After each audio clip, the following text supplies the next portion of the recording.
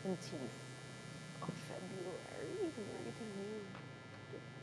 Bringing your mornings matters because your mornings matter. Let's get to the stories that matter today.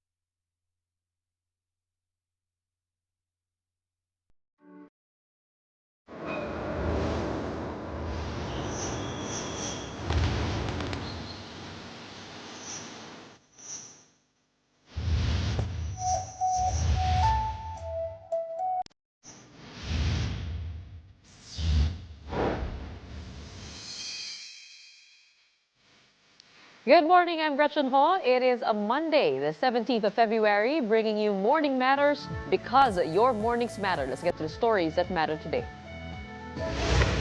After former President Rodrigo Duterte joked about killing 15 senators, President Bongbong Marcos fires back. Narinig lang natin ng isang araw. Walang daw pag-asa. Siguro, kali nga, wala silang pag-asa. Kaya papatay na lang sila ng 15 na senador.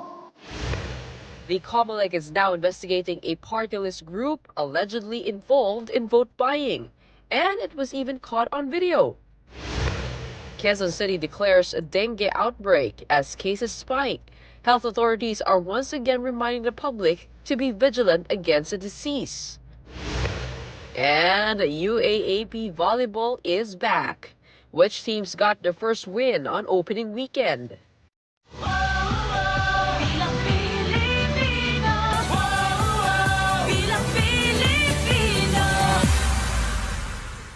Welcome to our program Morning Matters, where we talk about the issues you need to know for the rest of your day. Now, first on the agenda, President Bongbong Marcos and former President Rodrigo Duterte seems to be trading barbs this campaign season. Marcos slammed former Duterte over his quote-unquote joke about killing 15 senators during a campaign rally in Davao del Norte. Here's the report. Despite Davao being a known Duterte stronghold, the Alyansa para sa Bagong Pilipinas senatorial candidates campaigned in the city over the weekend. President Bongbong Marcos attended the event and responded to former President Rodrigo Duterte's statement about killing 15 senators to make room for PDP laban slate. Narinig lang natin ng isang araw. Walang daw pag-asa. Siguro, kali nga, wala silang pag-asa. Kaya papatay na lang sila ng 15 na senador. Ay, talaga, bagay. Mahirap naman yung ibang tao. Ang iniisip lang nila, ang kaisa-isang solusyon sa lahat ng problema ay pumatay pa ng Pilipino. Marcos said the opposition may be resorting to violent rhetoric due to the strong competition posed by his candidates. Ngunit, maintindihan mo rin. Dahil kung ako nga ay nasa kabilang partido at itong mga ito ang kaharap natin, ay bako, mahihirap sasabihin ko, mahirap na kampanya ito dahil mabigat ang kalaman. Duterte made the controversial remark at the kickoff rally of the PDP Laban senatorial slate at Club Filipino in San Juan City last week. The president also reiterated that none of his 12 senatorial bets are involved in corruption, extrajudicial killings, pogo operations, or hold pro-China positions. Wala rin sa kanila ang sip-sip sa China na tuwang-tuwa, sumisigaw, tuwang-tuwa pagka yung ating mga Coast Guard ay binobomba ng mga malalaking barko. Hindi po sila sumasang-ayon sa mga ginagawa na hinaharang ang ating mangingisda at ninanakaw ang kanilang huli. The Commission on Elections is investigating a partyless group allegedly involved in vote buying. Camera footage reportedly shows cash handouts of 100 peso bills and membership cards to voters in Baguio and Benguet. Now, COMELEC did not name the group but said it is linked to an incumbent and re-electionist lawmaker. Vote buying is a ground for candidates' disqualification. Meanwhile, the Commission on Elections has released a list of approved online campaign platforms for senatorial candidates and partyless groups in the 2025 elections. In a statement, COMELEC said the ONBank approved the registrations of online campaign platforms for candidates and parties that fully complied with the requirements. Now, among those approved are Bam Aquino, Jimmy Bondoc, Bong Revilla, Franz Castro, Bato de la Rosa, Bongo, Rodante Marcoleta, Amy Marcos, Kiko Pangilinan, Apollo Kibuloy, Francis Tolentino, Ben Tulfo, and Erwin Tulfo. The COMELEC also approved the online platforms of 85 partyless groups, including 4Ps, Kabataan, Mamamayang Liberal, United Senior Citizens, and Maharlika.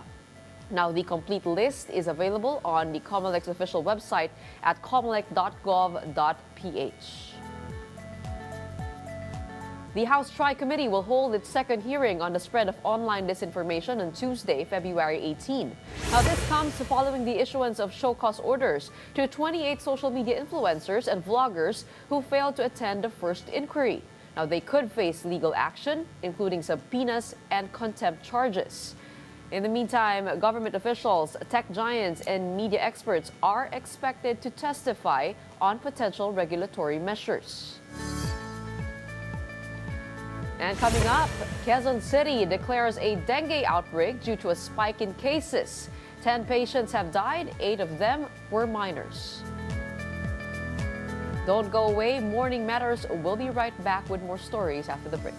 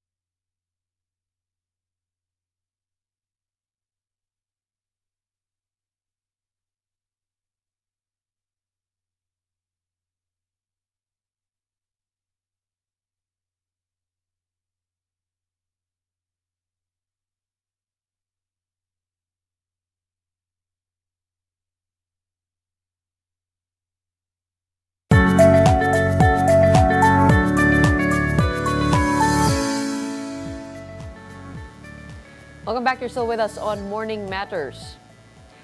Quezon City declares a dengue outbreak after a surge in cases. Mayor Belmonte calls it a proactive measure to protect residents. Here's the report. Cases of dengue are already increasing in Quezon City. From January 1 until Friday, February 14, almost 1,800 dengue cases have been reported in the city. This is the highest number of dengue cases recorded in the same period since 2010. Most of the cases involve children aged 5 to 17, and based on Quezon City records, 10 patients have died. 8 of them were minors. Most of them did not immediately seek medical attention. Kasi napapagkamalan lang nila yung lagnat is just an ordinary fever. Hindi nila sinususpecha na ito ay dengue. Meron threat ngayon ng dengue. Because of this, the local government of Quezon City QC has declared a dengue outbreak. Hindi po natin layunin na takutin ang publiko at magpanik ang lahat. Alarming po ang pagtaas ng dengue cases sa ating pong lungsod at mas alarming po ang bilang ng mga namamatay ng dengue. The QC-LGU attributes the surge in cases to intermittent rainfall and climate change. They are now monitoring 76 barangays, where most of the cases came from in the last 2 weeks. The local government also plans to intensify cleanup and information drives, as well as anti-dengue spraying to prevent the spread of the disease. The Department of Health, on the other hand, reiterated that it is up to the LGUs to declare outbreaks, as dengue cases nationwide have reached over 28,000 as of February 1, which is 40% higher than the same period last year. Metro Manila, Central Luzon, and Calabarzon regions have reported the most cases. Sa taong lugar yan. Pagka magkakadikit kasi yung mga istruktura, magkakalapit yung mga tao, mas madaling maghawaan. The Health Department calls on the public to follow the 4S strategy: search and destroy, secure self-protection, seek early consultation, and support fogging and spraying to prevent the spread of dengue. Apart from dengue, the DOH is also monitoring leptospirosis and flu-like illnesses. Because these diseases have similar initial symptoms like fever, early consultation is crucial to get the right treatment. Lahat sila kapag maagang naikonsulta ay naiiwasan natin yung malubhang simptomas at lalo na yung pagkamatay. The Land Transportation Franchising and Regulatory Board is set to hear a petition seeking to raise the minimum jeepney fare.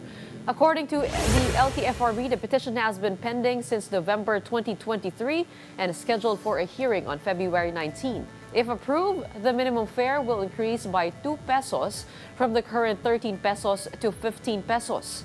In October, the LTFRB granted a 1 peso provisional fare increase. In other news, the Presidential Anti-Organized Crime Commission says it will take a year to remove all Philippine offshore gaming operators. PAOK Undersecretary Gilbert Cruz confirmed that operations to expel former POGO workers are ongoing but gradual due to their widespread presence. The Bureau of Immigration earlier reported that 11,000 ex-POGO workers still remain in the country. This comes despite the government's POGO ban implemented on December 31. Now, to talk more about this, we have PAOK spokesperson Winston Casio on the line joining us on Morning Matters today. Magandang umaga po. Hello, good morning, Gretchen, and good morning to all your viewers and listeners. Okay, as we mentioned in our story, 11,000 POGO workers remain in the country. This is reported to us by the Bureau of Immigration. This was supposed to end by December 31. Where is government having difficulty? Yes, ma'am. That's correct.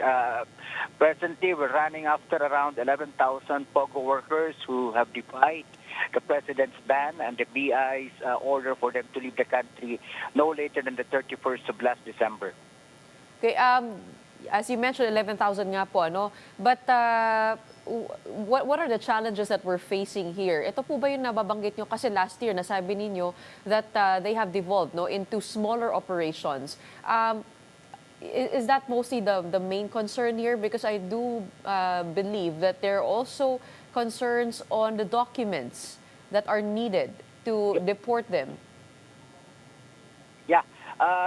There are varying factors, ma'am, that basically has delayed the full implementation of this ban. One, you're correct, a good number of the big hubs have devolved into smaller units and have hidden basically in plain sight. They're in condominium units, they're in apartment complexes, and even some residential areas. But a good number, seeing a good number that are still within some cities in the southern parts of Metro Manila. We do believe that they have evolved their operations from purely offshore gaming operations, and they're hiding behind some legalities. We're trying to look into the legalities that they're using to hide their operations. For one, they could be taking advantage of the business process outsource mode. They may have reinvented themselves into BPOs, but at the end of the day, despite only doing back office operations, we do believe that some of them are still into receiving bets and paying out winnings of the bets. Third, uh, for those that we have in our detention, we are unable to fully deport all of them because the National of potential deportees physically present their passports. And that's going to be a problem, and that has been a problem because most of these foreign nationals do not have in their possession their passports anymore. Can I just clarify, out of the 11,000 POGO workers we are looking to deport, ilan po rito yung nag-aantay na lamang, no, ng aksyon mula sa BI na makaalis po sila ng Pilipinas dahil po sa mga dokumento? Dito po sa BIWF facilities, Bureau of Immigration Warden Facility, I think they still have around 300 or more yan sa Ryrans Building sa Parañaque. And sa amin naman po, from PAOK, we 90 detainees who are awaiting deportation. Basically, in our case, we're simply waiting for the NBI clearance to be issued to them.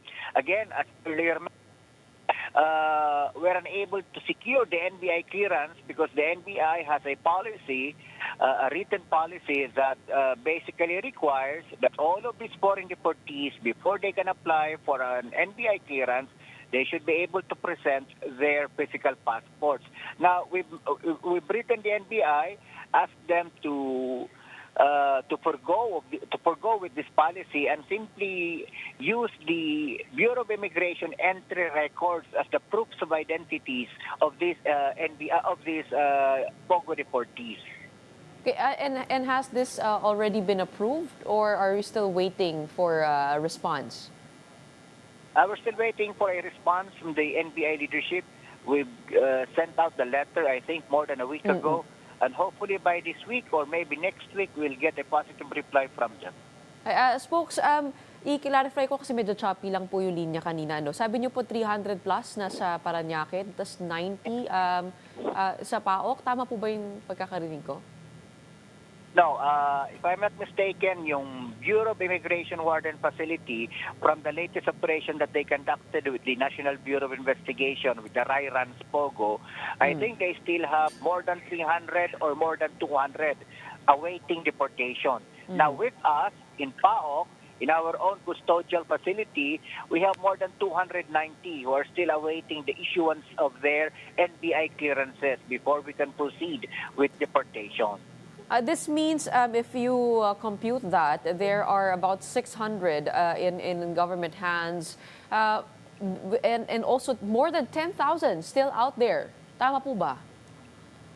Yes, ma'am. We're still receiving reports. I mean, by we, the Commission, the National Bureau of Investigation, and the PNP, together with BI, we're still receiving reports that there's still a good number of operations all over the Philippines. Here in Metro Manila, they're basically clustered here in the southern parts of Metro Manila. We've been receiving reports of them being in Makati, being in Pasay, Parañaque. So we're doing case build-up to be able to secure the necessary warrants and the necessary mission orders to be able to neutralize these remaining POGO facilities. Okay, Spokes, I want to go into the legalities that you talked about. These POGO operations now hiding under the BPO ITM industry, reinventing themselves as BPOs. How do you think could you track these operations? How is it possible? And what would be the defining line? Well, basically, the president was quite clear with his pronouncement last July 2024. He has basically issued a clear directive to ban all forms of BOGOs, all forms of offshore gaming operations, and all industries related to this particular offshore gaming operations. And that includes business process outsourcing that caters to offshore gaming operation. Because basically, it's very difficult to draw the line between pure BPOs, the actual customer service relation BPOs of the traditional mode, and those BPOs that cater to offshore gaming operation. We've seen this in Bataan. We've seen this in the operation that we've conducted in Bataan.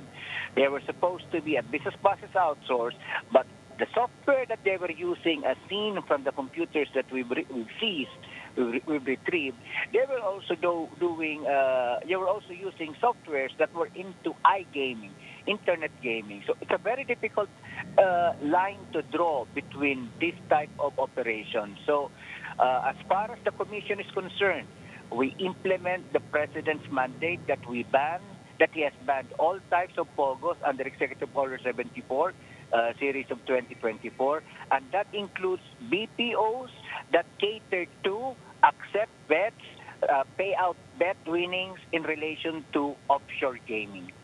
Ibig sabihin po, pag yung taya ay nanggaling sa labas ng bansa, ito po yung bawal. Pero pag yung taya ay galing within the country, I mean, it could be, pwede po siyang maging lusot. Yes, ma'am. Yes, ma'am. Opo.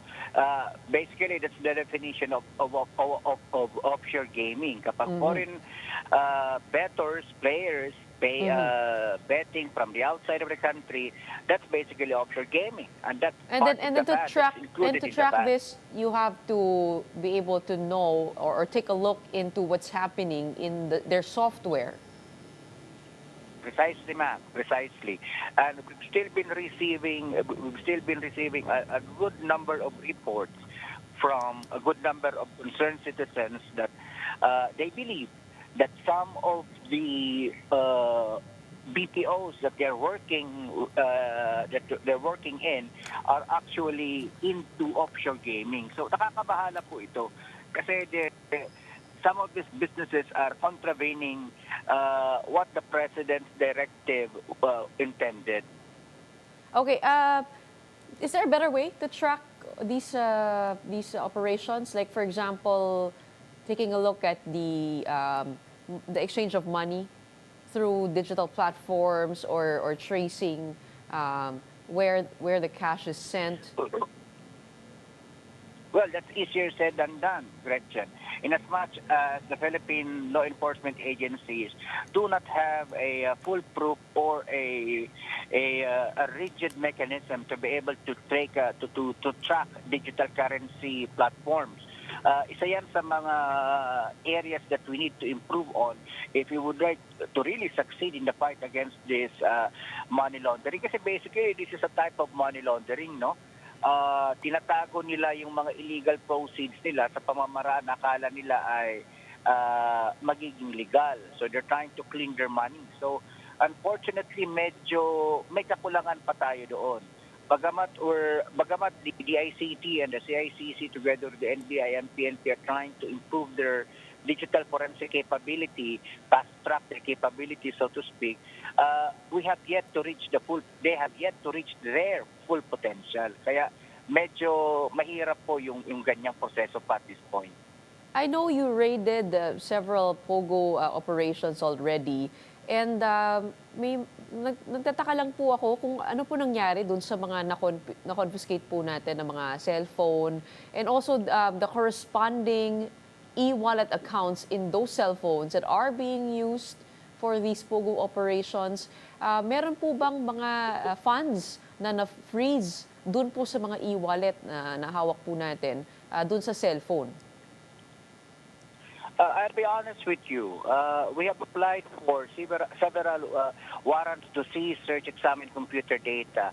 And despite recovering thousands of desktops, laptops, and Android and iPhones, our different law enforcement agencies mandated to do forensics on them. We're only able to look at the tip of the iceberg. And for example, in Bamban, out of the thousands that were seized, only less than 20, if I'm not mistaken, were subjected to digital forensic examination by the PNP-ACG. And if I am not mistaken, none of the operations that were undertaken by all law enforcement agencies were able to trace any e-wallet, any bitcoins, or any cryptocurrency, or any digital currency for that matter. Why weren't we able to trace them? That is a question that is best asked to the different law enforcement agencies that were authorized by the courts to conduct the digital forensic examination. In this case, that would be the NBI Digital Forensic Laboratory and the Philippine National Police Anti-Cybercrime Group. Ay, when you say trace, meaning dun sa cellphone po ay wala po kayo nahanap na GCash o wala pong nabuksan na account dahil hindi po alam yung PIN o yung password? Well, they were able to open a number less than 1% probably of the computer, the digital seized, but we were not able to, by means seized, we were not able to freeze any digital accounts, no? So wala kami nakita mga traces na ganon. All that the AMLAC, the MLC, was able to freeze with asset preservation orders are hard currencies and traditional bank accounts, but none of the digital bank accounts. So it's possible that a huge amount of money could be left in these e-wallets just sitting there, not being accessed by the owners of those accounts. That's one. That's a possibility. But if they have remote access to these digital accounts, chances are they're still using the money to be able to fund their other illicit forms of criminal activities. Okay, well, what is there also a partnership ongoing with these e-wallet servers, these companies, to be able to assist the PAOK in tracking all of these transactions and also the small-scale operations that the POGOs have devolved into?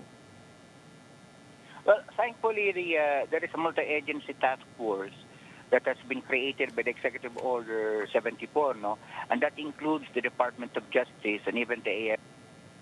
We're meeting on a regular basis every Monday. In fact, we've got our meeting at 11 o'clock today, basically to touch base with the different stakeholders, and that includes the financial technology companies, the fintech companies. No, we're just hoping that they're more responsive and they're more proactive in the response to our requests.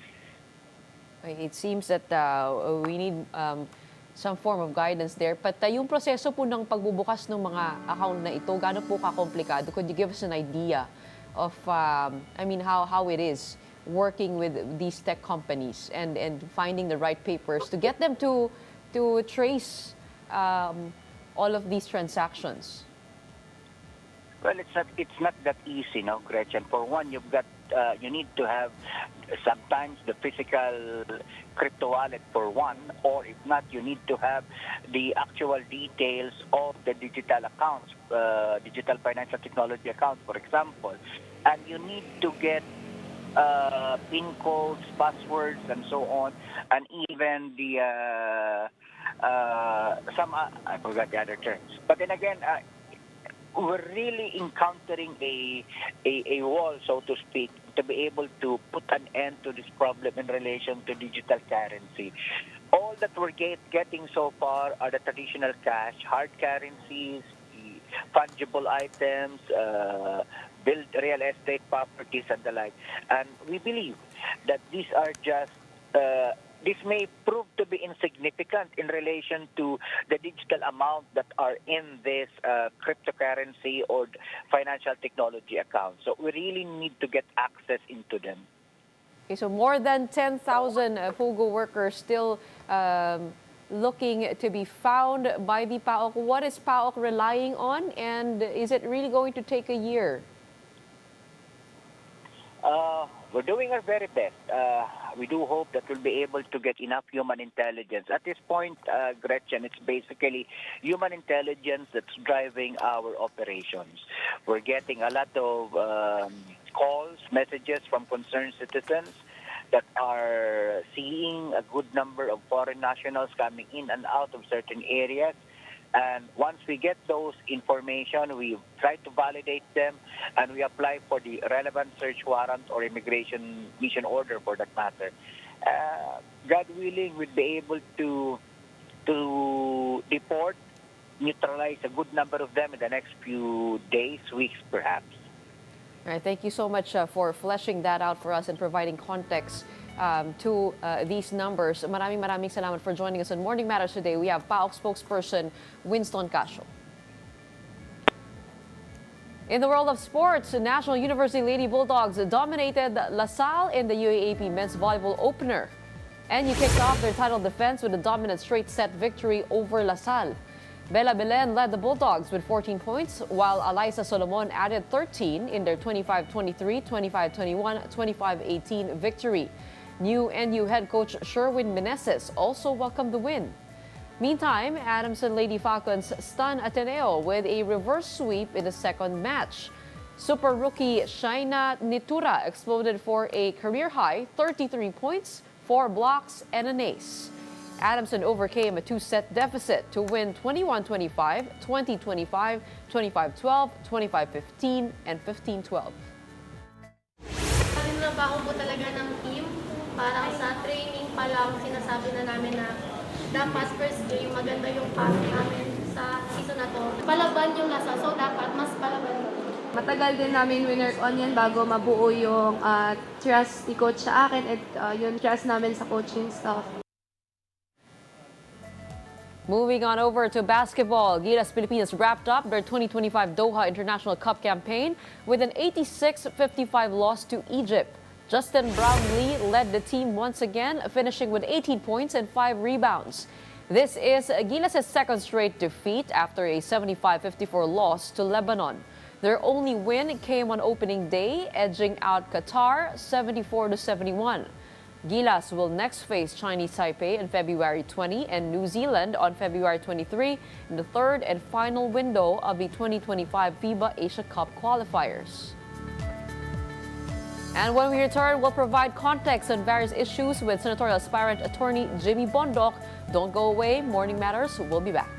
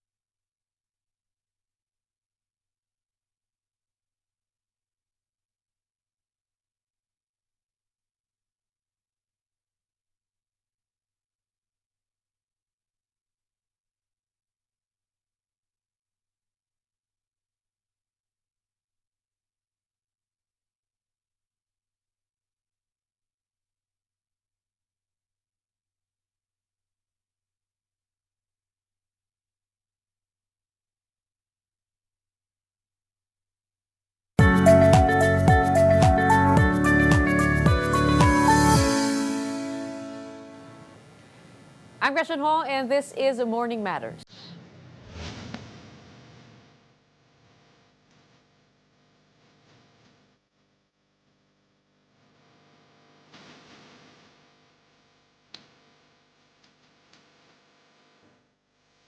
Like what we discussed earlier, the Presidential Anti-Organized Crime Commission says it will take a year to remove all Philippine offshore gaming operators. The Bureau of Immigration also reported 11,000 ex-POGO workers still remain in the country. Now, this comes despite the government's POGO ban implemented on December 31. And today on Morning Matters, we are joined by Senatorial aspirant attorney Jimmy Bondoc to weigh in on this issue and to talk about his candidacy. Welcome to our show, Morning Matters. Good morning, Gretchen, and thank you to Morning Matters. Okay, so our story there, yung 11,000 POGO workers have not been deported. We're still looking for them. At sabi nga ni Winston Casio, ito ay nag-devolve to smaller operations, naging BPO, ITM na sila. I mean, you've been in PAGCOR. What are your thoughts on this? How difficult is it to actually weed out these illegal POGO operations? And you did say in an interview that POGOs are not inherently harmful and may give social benefits if prepared correctly. I mean, your thoughts on that? This is a very difficult issue, no? Because every time I speak about POGO, people might, yung mga operators dyan, hello, good morning. Baka they might make it look like I'm defending it. I have never defended POGO, ever, never. But my point is, this issue right now highlights what I said, that POGO is there. Illegal or legal, they will be there. I wish the government well, Bureau of Immigration, our police, na sana mahanap nila yung 11,000, mapaalis natin, you know. But it's hard because it's a big industry. Okay, so your question is, what are my thoughts here sa 11,000, no? Well, that just goes to show that it's not a PAGCOR matter. It is a police matter. Paano po natin sila mapapaalis without violating human rights? No? Yan ang number one. Number two, yung POGO, when I say it's not inherently bad, I'm not saying it's also inherently good.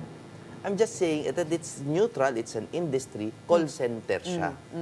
Nung kami po nagpapatakbo niyan, puro call center yan dito ang nagsusugal ibang bansa. Hindi talamak ang gambling sa Pilipinas. Ang nagsusugal, ibang bansa. Hindi lang China, ibang bansa, maraming bansa. But this was also banned in other countries. Even Juan Ponce really said that the president was ill-advised to actually allow this given the cost-benefit analysis na hindi lang yung pagsusugal, pati yung crimes nangyayari, yung torture, yung ano pa ba yung scamming, yung crimes committed inside the POGO compounds themselves. Opo. I mean, hindi nyo ba nakita yun that weighs heavy in terms of the cost-benefit analysis? Is it still happening? That's my question. Yes. Was it happening? Yes. Was it happening long ago? Yes. Because bisyo ito. At ang bisyo, kung ako lang po ang masusunod, kung ako lang po ang Diyos, eh di sana tigil na natin. Sana po talaga mawala ang gambling. Pero habang nandyan siya, legal or not, magkakaroon po ng mga incidental or neighboring crimes. Kasi nandyan yung bisyo eh. So, yes, I would never speak against an Enrile. Who am I? You know? Pero ang sinasabi ko lang is, may mga POGO operators na gustong ayusin yung kanilang pagpapatakbo at gusto magbayad sa gobyerno. Now, it is an administration question. Gusto ba nilang tumanggap ng buwis na tama dito sa mga maayos na POGO operators or hindi? That is their wisdom. I will not question that. Okay, actually, that was a debate prior to the president declaring a ban on whether this could be actually regulated. But speaking of the president, if I may, go ahead. Just a last comment on that. Kung ako po ang presidente at talaga gusto ko iba ng POGO, I wouldn't just stop taking their money. Kasi hindi yun ang be all and end all. I would crack down. Yung talagang police matter, talagang paalisin. Hindi yung may 11,000 pa rin. Nandito pa rin a year later. No? So, you stop taking their money, pero paalisin agad. Magkakabit yun. Pero paano nga? Kasi yung kanina nga, pinag-uusapan pa lang namin, nahihirapan silang i-track yung operations. So, dahil digital na yan, no? Pwedeng sabihin nila na tumataya lang. Kasi pag local, They just yung change bits. their IP yun nga, ganun na addresses. nga Yeah, eh. they just change their IP addresses. Ito nga ang sa akin. Isn't that an excuse? Hindi ba kaya ng gobyerno na mas magaling ang mga hacker natin, mas magaling ang mga operator natin para paalisin sila? Then it is a competency issue. So ang sa akin, tanggapin ninyo, kung hindi nyo kayang paalisin, pairalin na lang natin ng tama. Pero mas gusto ko paalisin. O galing na But yung even with the pagpapaalis. legal operations, there were also a lot of illegal operations. Well, yes, which is why you should find them, you should file cases against them. May proseso naman tayo. But that's what I'm saying. Ang sinasabi ko lang po bago tayo mag-change topic, it's a complicated matter and we really shouldn't judge the personalities behind it. It's very hard. Okay, all right. Speaking of the president, we actually had our top story today with the president reacting to the quipping of former President Duterte killing 15 senators to make way for the others. At ito ang sabi ni PBBM over the weekend. Makapatay tayo ng mga 15 na senador. Pasok na tayo lahat. Pero kawawa naman. Pero nakakainis kasi yung, hindi naman lahat. Pero, sabi nga, talking of opportunities, the only way to do it is to pasabugin na lang natin yung ano. Narinig lang natin nung isang araw.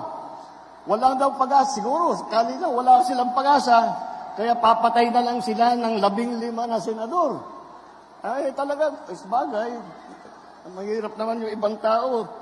Ang iniisip lang nila, ang kaisa-isang solusyon sa lahat ng problema ay pumatay pa ng Pilipino.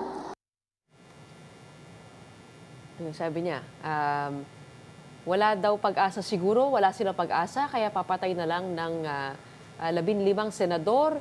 Sa bagay, mahirap naman ng ibang tao. Iniisip nila ang isang solusyon sa lahat ng problema ay pumatay pa ng Pilipino. You know, Gretchen, nung simula pa lang ng campaign ko, I vowed na talaga magre-real talk lang ako. Win or lose, magre-real talk lang. So ito po ang real talk. This is my contribution to everybody sa ating political conversation. Wala po kayong narinig ngayon dyan na tao who meant what they said. Lahat po ito ay PR lamang. Do you really think the president, the former president, means it pagpapapatay siya ng mga senador? No? Lahat po ito is really just nagko-compete lang po sila lahat for your ears, for your attention dahil mahal po ang airtime. Kaya ang sa akin po, talagang tingnan ninyo ang history namin ng mga kumakandidato. Nothing more. I'm not asking for your votes, I'm just asking, suriin nyo na lang yung mga tao. Huwag na po kayo magpaloko sa mga ganyang PR. Luma na yan eh. Well, the NBI actually recommended to file charges against the Vice President for a kill threat on the President, the House Speaker, and the First Lady. You are a lawyer. What do you think is the difference of her pronouncements, the Vice President's pronouncements, with the former President's pronouncements? Pareho silang nagsabi, nagpapapatay sila. Pero pag tinignan mo, pinut mo side by side yung dalawang statement na yon, sinabi ni VP, no joke, no joke. Okay. Well, that's the difference. That's the difference. Yung kay Pangulong Duterte, I was there. That was our proclamation. And very clearly, it was a joke. Kasi even the way he said it eh. But again, I'm not defending anyone. Pero very clearly, it was a joke. Patayin na lang natin. Parang ganon, you know? At sinabi niya pa nga, binawi niya pa na, pero wag na, kawawa naman eh. Okay, so done. Done na yon. Yung kay VP Sara, seems less like a joke, no? Hindi siya joke. But I do go with the argument that it is a conditional threat. Parang sinasabi niya na pag namatay ako, patayin niyo to. Sa pandinig po ng iba, hindi talaga maganda. Sa pandinig ng iba, sa akin kasi sanay na ako sa ganyan eh. Pero if I were her lawyer, and she is a lawyer, I would go with that argument that it's a conditional threat because if you go strictly by the words, there was a condition. Ibig sabihin, I'm not gonna do it unless they kill me. Self-defense. Well, actually, there's a whole debate about it. That, of course. Iba yung conditional threat sa threat with condition. Yeah, right? narinig ko yan. No? Oo, but we're not gonna get into that. It's sila gonna na take a long, bahala dyan, a full hour. But Yes. let's go to the impeachment trial of the Vice President, the looming impeachment trial. Your thoughts on the Senate taking this timeline, sinasabi ni Senate President na pagkatapos na raw ng SONA. Is that constitutional? Again, it seems futile to discuss it because even people like former Justice Carpio and Senate President Chis Escudero, iba-iba ang kanilang mga opinion. Ano? So ano ba ibig sabihin ng proceed forthwith and all that? Pero ako, at the end of the day, impeachment is political. Sasabihin lang, hindi pwedeng mag-convene unless mag-special session si Presidente. But it's political. It's all political. Naloloko po tayo ng politika. So, ganito na lang. Kung yung ang ating legislators gusto talagang tanggalin si Ma'am Sara and they have the political will and they have the numbers, they have all the freedom to do so. Personally, I just think, awang-awa na ako sa bansang Pilipinas. Kasi that takes up everyone's attention, that takes up everyone's mind. Tapos, walang nangyayari sa presyo ng bigas. You know, ako talagang naaawa sa Pilipinas. But don't you think that the investigation into the Vice President's use of confidential funds had merit in itself? Na paano nagastos yung 100 plus million in 11 days? Yeah. Mayroon nag-surface na Mary Grace Piatos na hindi mapaliwanag kung sino yon, wala rin sa PSA. And don't you think that investigation had merit in itself? Well, that investigation is ongoing. Nandun siya sa COA, hindi po ba? And there was a joint circular ng COA naman, yung 2015-01, about the guidelines. And right now, sinusuri nila yung paggamit ng funds na yon according to those guidelines. Hintayin natin. Ang hamon ko po sa ating lahat, tingnan natin yung politika behind the investigation. Kasi lahat naman may confidential at intelligence funds. I'm predicting na buksan nyo lahat yan. You will find much more questionable ways of spending. Now, am I justifying na dapat absuelto si Ma'am Sara kung meron ding ibang gumawa? Hindi po. I'm saying, tingnan natin yung nature ng confidential funds. Kasi madalas po talaga dyan, maraming mga pseudonym, maraming mga fake names dahil ayaw natin masunog yung mga informant. Pero ang sabi ni Vice President, ito ay nagamit dahil bago siya pumunta sa maglagay ng proyekto sa isang lugar, pinapa-survey niya muna. Correct. I mean, is that the proper use of confidential funds? Because pag sinabi natin confidential funds, usually these are related to security matters. Is that not a security matter? Kasi halimbawa, kahit sa negosyo, or bibili ka ng lupa, di ba titingnan mo muna, parang marami bang NPA dyan? It's the same thing. Or even, kunyari sa Department of Education, hindi natin alam na kung minsan yung mga teachers or yung mga students, they're open to the threats of being, recruited by communist organizations. Inaaral po ng DepEd yan. Lahat po ng government agencies, I've said this in a debate, ay may kinalaman sa national security. Nag-iiba-iba lang po yung degrees. No? Pero kunyari nasa DepEd ka, sasabihin mo walang national security concerns yan. Hindi po totoo But yun. isn't that the mandate of the security agencies and not of the Vice President's office and not of the DepEd? Well, I would like to invoke my few years of experience in government, 6 years to be precise, that even in PAGCOR, there are intelligence and confidential issues. No? Na kasi kapag po kayo ay nasa gobyerno, real talk po ako lagi ha, magalit man kayo o hindi. Kapag kayo ay nasa gobyerno, you're always on the line no, between order and chaos. No? Inaaral po natin lagi kung mag-i-invest ba tayo dito o hindi. Even internally po sa mga gobyerno, may mga espiya ko minsan. Is that not a security threat? So where do you get the funds to investigate that? Now, am I saying walang accountability? Hindi. Dapat may accountability. Kaya nga may COA circular to 2015-01. But Congress also has power over the purse to make sure that funds are being spent the right way according to their appropriate function. Yes. So that means it's in their power also to open this. Of course. And to investigate on how the confidential funds were used. Absolutely. That's their power of oversight. So why are you saying that this is political? I mean, it could be also, Well, I mean, the investigation having merit in itself.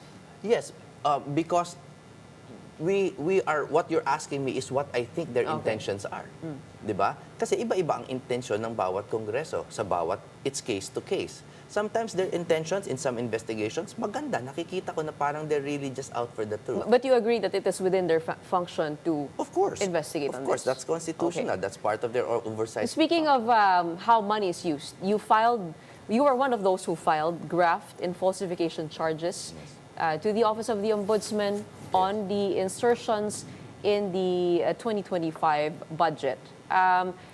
What are your assertions here? Well, Why falsification charges? yes, and And 3019, Section 3E. Simplihan po natin. Napaka-komplikado ng budget process, no, yung pagpasa. No? Pero, merong blanco doon sa BICAM report, nagkaroon ng laman. At ang last touch ay sa House of Representatives, yung mga respondents sa aming kaso. So we filed charges kasi that's a case of res ipsa loquitur, no? The thing speaks for itself. Mga lawyers, alam po yan. Sino pa ba, yun po ang ibig sabihin ng res ipsa loquitur. Sino pa ba ang maglalagay kung di kayo? Dahil yung last touch po, the printing of that report papunta sa presidente, ay sa House po nangyayari, under the custody of the persons named. But this happened in the BICAM, right? No. Kasi galing sa BICAM blanco eh. Oh, yung blanks nga. Blanco, oo. But there's nothing wrong with blanks. Walang masama sa blanco. Well, masakit na may blanco na zero yun eh. That were supposed to be filled in, right? Kasi ang argument nila, yung blanco nandyan, kino-compute pa. Yeah, but that's their argument to make it look like So it's clerical. what was falsified? 241 billion bigla ang naidagdag sa various projects ng Department of Agriculture and yung sa NIA irrigation, no? In short, ganito. Yung BICAM report is just a process of somewhere in the third reading. Somewhere in the third reading. Pero kailangan bumalik yan sa plenaryo. Sa buong Kongreso, buong Senado, para lahat sila sabihin, o sige, yan ang amount na ilagay natin. They have to agree. Hindi, kasi the BICAM report is not a constitutional body to do that, no? So, pagdating sa plenaryo ng BICAM report, blanco pa din. Blanco pa din. So, ibig sabihin, zero na yan. Kung, linawin ko po, kung blanco yung BICAM report at blankong dumating yun sa presidente, no problem. Pero ang problema po, blanco yung BICAM report, biglang nagkalaman after the plenary at napadala sa presidente. Sino po ang naglagay? So who is culpable? Well, yung who mga, are you tagging as culpable? Si Speaker Martin Romualdez, Zaldico, kasi APRO siya, Manix Dalipe, at si current chair ng APRO na si Stella Kimbo. Okay. I want to go to this controversial statement that you made in another media outlet, and this is regarding Pastor Apollo Kibuloy. Ang sabi po ninyo, kaya ako sinusuportahan si Pastor Kibuloy dahil para sa akin siya ngayon ang mukha ng kawalan ng hustisya sa sistema ng Pilipinas. What did you mean by that? I know we all have our differences, lalo na sa relihiyon. Kaya niyo po bang hiwalayin yon sa pagdating sa hustisya? Kasi kung kaya ninyo, then I am talking to you. Wala pong kinalaman sa relihiyon ang nangyari halimbawa doon sa KOJC siege. Walang kinalaman yun dyan. At that's injustice against him. Yung feeling ko abuse in the execution of the warrant. Ngayon, nakakulong siya, pero the charges have been dropped by the FBI. And there's one remaining case na mukhang ma-drop na rin. And yet, based on the same evidence, he is being detained here. Wala na po akong comment doon.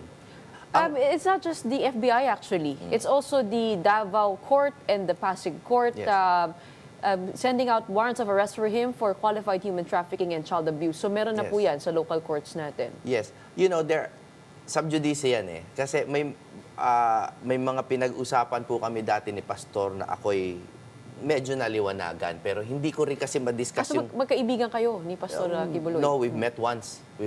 And this is it. It was a 2-hour conversation.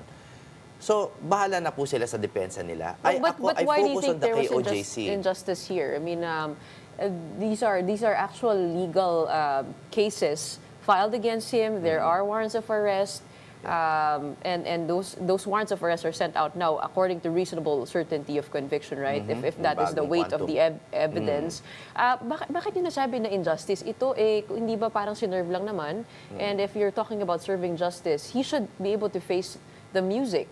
Yes. If he is truly You innocent. should. But again, you're asking me why I posted that. And I was really focused on simula pa ng KOJC. Kasi I was addressing the KOJC crowd when I said that.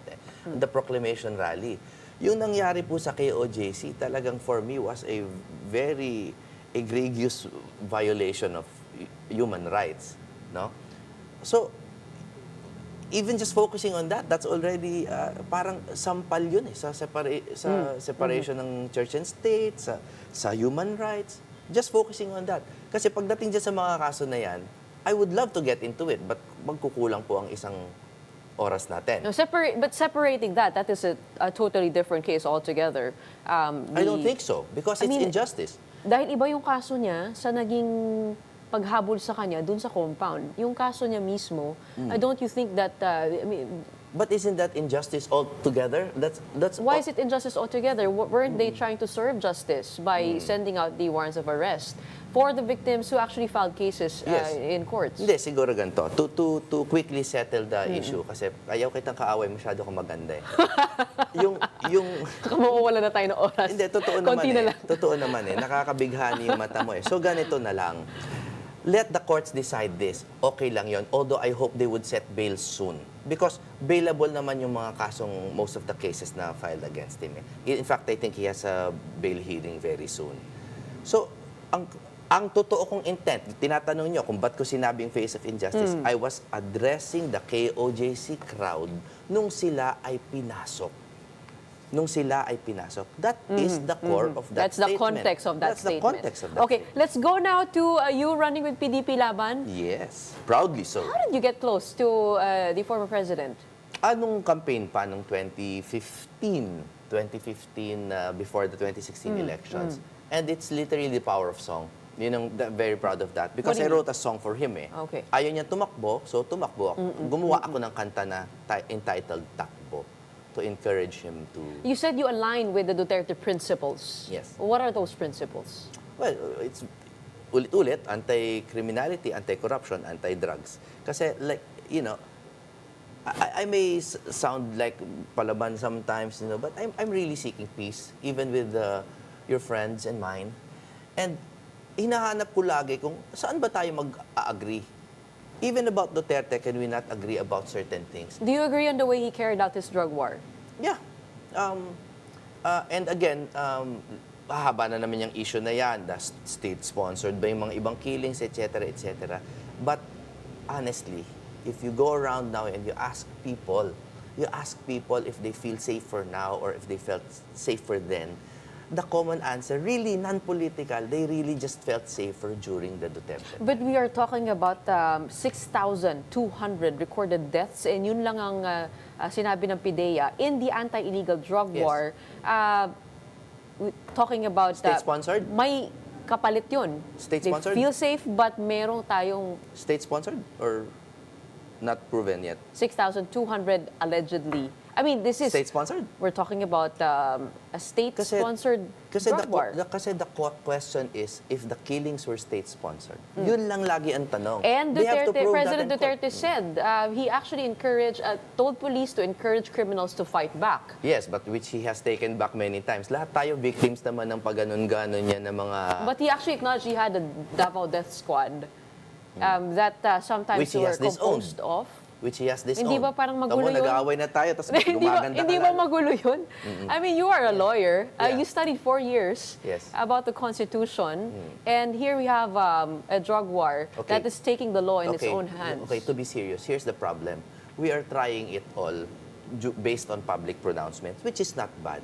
Pero we really have to try it on evidence. Ang problema kasi sa public pronouncements, may halong politika, may halong pangangampanya, may halong bilang presidente, tinatakot niya ang mga taong bayan, yung mga masasama. that's part of his management style. And for me, it worked. To some, it's distasteful. Okay, let's agree to disagree. So let's go to the law. Nasaan yung ebidensya? File it in court and then make him accountable for it. Sure, go ahead. As long as it's in our courts. Basta wag ICC. But don't you think it is difficult to actually have a credible investigation because we're talking about law enforcement here who takes care the PNP investigating on its own ranks? Yes, but NBI just recommended filing charges against VP Sara, right? So ibig sabihin, kapag panig sa gusto natin, naniniwala tayo sa prosecutorial service. Pag hindi tayo naniniwala sa prosecutorial service. Bakit ganon? It's either we believe in our prosecutorial and judicial processes or not. So, let's put faith in our system para maging tunay na Pinoy naman tayo, na maniwala naman tayo sa sistema natin. We are a sovereign nation. Matagal natin pinaglaban yan. Let's stick Attorney Jimmy, nako mukhang wala na tayong oras. No? Hindi tayo nag-away, ha? Hindi tayo nag-away. Para tayo atinista. No? The next time we'll have, we hope to have more of you. But saan ka namin naabangan? I mean, everybody who is looking out to. Where will you campaign? Just follow my social media accounts because that's all I can afford. All right, thank you so much. We have senatorial aspirant, PDP Laban candidate, Attorney Jimmy Bondoc joining us on Morning Matters today. And that's it for today's episode of Morning Matters. My name is Gretchen Ho. We are One News, all sides, all the time.